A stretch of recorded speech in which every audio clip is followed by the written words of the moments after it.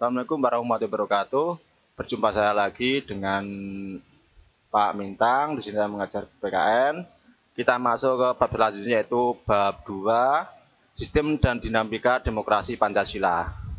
Kompetensi dasar yaitu mengkreasi sistem dan dinamika demokrasi Pancasila sesuai dengan Undang-Undang Negara Republik Indonesia tahun 1945. Indikator yang diharapkan, siswa mampu memahami penerapan demokrasi masa reformasi 1998 sampai sekarang. Siswa dapat menganalisis dinamika demokrasi Pancasila sesuai dengan Undang-Undang Dasar Negara Republik Indonesia tahun 1945. Masa pemerintahan B.J. Habibie, latar belakang. Habibie dilantik menjadi presiden pada tanggal 21 Mei 1998 di saat keadaan Indonesia menghadapi krisis multidimensi yang sangat parah, yaitu pergantian dalam sistem pemerintahan. Kebijakan pemerintah Habibie, bina politik dan pemerintahan. Habibie membentuk kabinet reformasi pembangunan yang terdiri dari 16 orang menteri, unsur Golkar, PDI, P3, dan ABRI. Menyetujui pembatasan masa jabatan presiden maksimal 2 periode, mengurangi peran dui fungsi ABRI secara bertahap, yaitu dari 75 orang menjadi 38 orang perwakilan di DPR. Bidang hukum dan demokrasi meninjau produk hukum yang dipandang bernuansa KKN, menjamin kebebasan berpendapat, mengeluarkan undang-undang tentang otonomi daerah.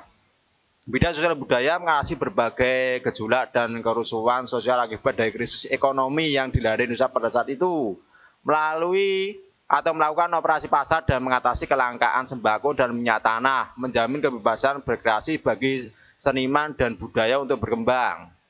Masa pemerintahan Gaji Abdurrahman Wahid, yaitu Gus Dur, latar belakang terbitnya duet Gus Dur dan Megawati sebagai presiden dan wakil presiden masa bakti tahun 1999 sampai 2004. Pada sidang umum MPR dipandang sebagai babak baru orde reformasi. Kebijakan pemerintahan Gus Dur, bidang politik dan pemerintahan membentuk Kabinet Persatuan Nasional, membubarkan Departemen Penerangan dan Departemen Sosial dan membentuk Departemen Kelautan. Bidang hukum dan demokrasi menyeret beberapa mantan pejabat dan penguasa pada masa pemerintahan Orde Baru dan ke pengadilan. Membentuk komisi menyelidik pelanggaran HAM untuk mengusut pelanggaran asasi manusia Aceh dan Timur Timur, mencabut larangan berpolitik bagi anggota PKI.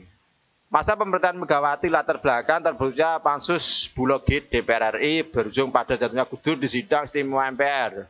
Bahasa itu secara aklamasi menobatkan Megawati pejabat sebagai Presiden RI ke-5. Kebijakan pemerintahan Megawati, bidang politik dan pemerintahan, membentuk kabinet gotong royong, membubarkan DPR secara resmi, membentuk Mahkamah Konstitusi atau MK. Bidang hukum dan demokrasi, berhasil melaksanakan pemilu legislatif, membentuk Komisi Yudisial YK atau KY, berhasil melaksanakan pemilu presiden dan wapres secara langsung pada tahun 2004. Bidang sosial budaya, membentuk undang-undang tentang sistem pendidikan nasional, merevisi undang-undang kewarganegaraan, dan menempatkan warga keturunan Cina sebagai salah satu suku bangsa di Indonesia. Masa pemerintahan Susilo Bambang Yudhoyono, latar belakang SBY menjabat sebagai Presiden RI ke-6 setelah berhasil mengalahkan Megawati melalui pemilu presiden dan wapres secara langsung yang dirasakan oleh rakyat yang pertama kalinya.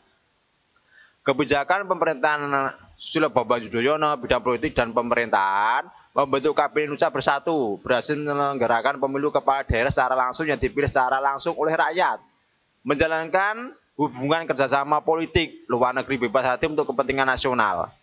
Bidang hukum dan demokrasi mengeluarkan PP tentang pemilihan kepala daerah secara langsung, membentuk tim koordinasi pemberantas tindak pidana korupsi dan Komisi Pemberantas Korupsi atau KPK, membentuk undang-undang anti terorisme.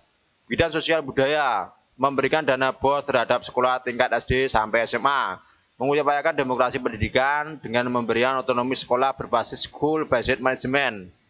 Nah, itu yang saya dapat sampaikan. Untuk selanjutnya kita ke materi berikutnya.